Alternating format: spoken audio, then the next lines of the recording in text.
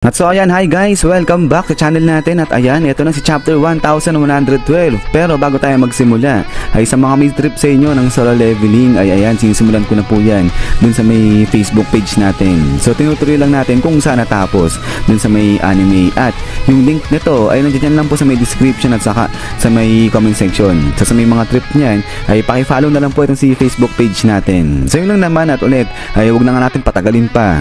Simulan na natin yan.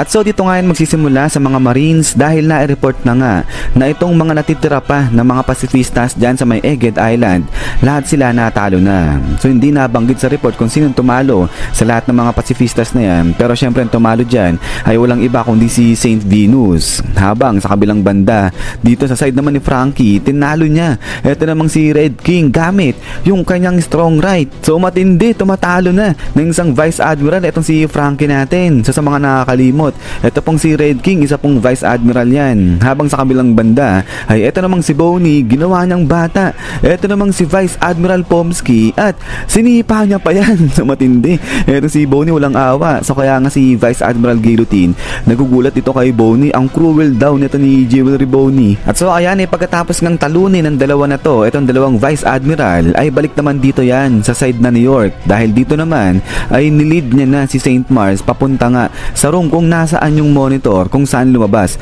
etong si Dr. Vegapunk. So para nga i-broadcast yung kanyang message. At dito, etong si Saint Mars dali-dali nilaser niya etong kwarto. So kaya naman instantly na-destroy etong buong kwarto. Pero yun nga lang, walang nangyari, tuloy-tuloy pa rin yung pag-broadcast nga dito nila Dr. Vegapunk.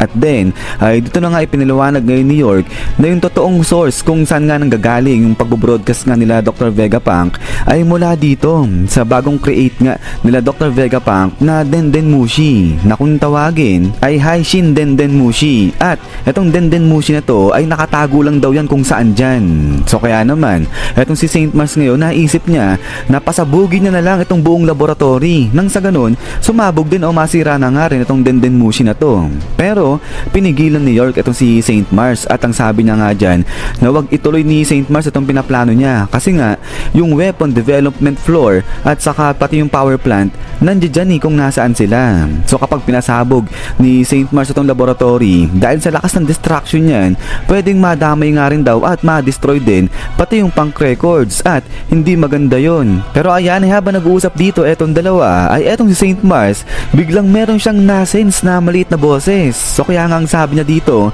mukhang yung boses na yon, mukhang yun na etong bagong gawa nila Dr. Vegapunk na Denden Mushi. At parang yung boses na yun nanggagaling dito na sa may punk records na mismo. So kaya nga dahil dyan dali-dali etong si Saint Mars, lipad na siya kung saan niya naririnig nga etong maliit na boses na to. At then ay after nga dito kala York ay balik naman na dito yan sa side ni Kaku at saka nga nito ni Stacy. Dahil etong si Kaku ay sa wakas nagising na nga siya, at ngayon tinatanong niya itong si Stacy kung inabandon nga rin daw ba siya ng Straw Hat Pirates ngayon dyan. So ang gusto lang sabihin ni Kaku dito ay pagkatapos i-betray ni Stacy itong si P0 para dyan sa grupo ng Straw Hat Pirates natin, ay itong Straw Hat Pirates naman inabandon lang itong si Stacy. Pero sagot itong si Stacy, at ang sabi niya nga dyan na hindi siya inabandon ng grupo ng Straw Hat Pirates natin, at siya mismo yung nag-decide na mag-stay lang dyan para tapusin yung kanyang mission. At ang gagawin nito ngayon ni Stacy ay isa-shutdown niya itong Frontier Dome habang tumatakas itong grupo ng Straw Hat Pirates natin. At so pagkatapos dito sa usap ng dalawa ay talo naman dito yan sa side nila Nami, dahil etong si Usopp ay na-prepare niya na nga yung coup de burst ni Sunny.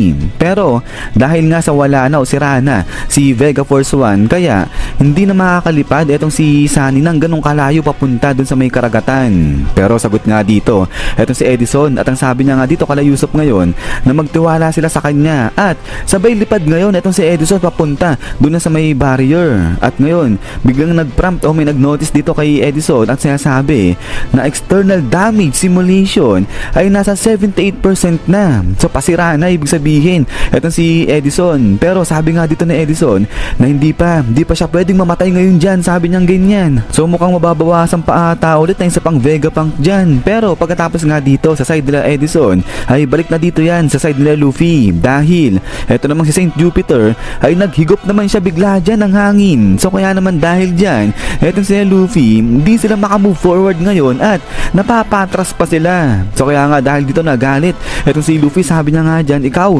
kung gutom ka bakit di ka kumain ng building, sabi niyang ganyan. At ang ginawa ni Luffy ngayon dito ay sinipa niya etong isang buong building para matanggal nga yan sa may ground. At nung matanggal na yan sa may ground, hinagis niyan bigla sa may bunganga nito ni Saint Jupiter. But then ay after nga niyan ay biglang tumanda ngayon dyan si Luffy, bigla siyang natuyot dahil sana ubos na nga yung energy ni Luffy dito. So ito lang talaga yung downside dyan kay Luffy. Pero dali-dali naman etong si Brogy, binigyan niya ng pagkain etong si Luffy ngayon dyan. At etong pagkain na to ay special emergency food nga raw yan na nagmula sa may Elbaf na kung tawagin ay Hakari. So etong si Luffy ngayon, kain-kain niya etong pagkain dyan, pero di raw masarap etong pagkain na to. Pero ganun pa man rin, pagkakain ni Luffy sa pagkain na yan ay biglang back to normal etong si Luffy kaagad dyan. So ang tindi ng special food nito ng Elbaf. Pero sa kabilang banda, etong si Valkyrie biglang hinahabol na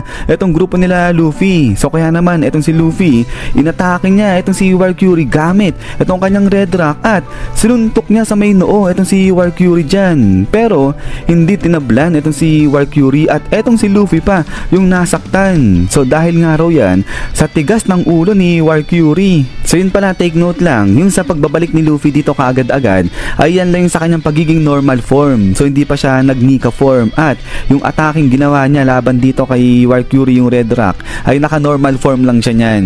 But then ay eto nga, habang inaasikaso nila Luffy etong si Valkyrie dyan, ay dito sa kabilang banda etong si Saint Saturn ay inaakyat niya na yung labo face dyan, yung sa may ulap. At may kita nga raw na yung isang paa neto ni Saint Saturn malapit nang maabot kung nasaan yung grupo neto nila Nami. So matindi, nagkanya-kanya na dito etong 5 elders natin. Pero sa kabilang banda naman ay balik ulit dito sa side nila Bonnie, dahil yung higanting kasama nila Bonnie ay bigla nga raw yan nakat, biglang natumba. At eto, biglang labas ngayon dyan etong si Saint Venus sa harapan nila. So ngayon, etong si Bonnie sabi niya nga dyan, teka lang, sino ka, sabi niyang ganyan. At then ay after dito ay balik na dito naman na sa may Punk Records, dahil eto namang si Saint Mars ay balik na nga siya sa kanyang pagiging normal form sa kanyang tao. At sa paglalakad-lakad na nga dyan ay nakita niya etong Denden Mushi, yung pinagmumulan nga o yung source ng pag-broadcast nila Dr. Vegapunk. At ngayon may 1 minuto na lang para nga mag-start etong broadcasting dyan nila Dr. Vegapunk. Pero salita nga dyan etong si Saint Mars, at ang sabi niya nga dyan, wala na talaga, naubos na etong swerte nila Dr. Vegapunk dyan. So kasi nga 1 minuto na lang para mag-start etong ang broadcasting nila Dr. Vegapunk. Pero nakita pa nito kaagad bigla ni Saint Mars etong Denden Mushi na yan. But then ay pagkatapos nito is yan guys, so hanggang dito lang itong chapter na to. At so ayan, kagulo-gulo na nga dito itong Straw Hat Pirates natin. Pero ayan, ayulitin ko lang po sa mga naghahanap ng manhwa series nga nito natin ni Solo Leveling ay nasa Facebook page na po natin yan. So yung link nito nandiyan lang sa may description saka sa may comment section. So pakicheck na lang yan guys, at pakifollow na lang itong si Facebook page natin. At ayan, kung meron pa kayong ibang manga series na gustong i-manga series nga natin ay paki-comment na lang din yan sa baba, at i-gagawin din natin yan dun sa Facebook page natin. So yun lang naman, at ulit ay huwag nyo kalimutang mag-iwan ng like, at maraming salamat pala guys sa panonood dito kay One Piece natin. So yun lang naman, sa lagi mag-ingat, God bless nyo lahat, at kita-kits tayo ulit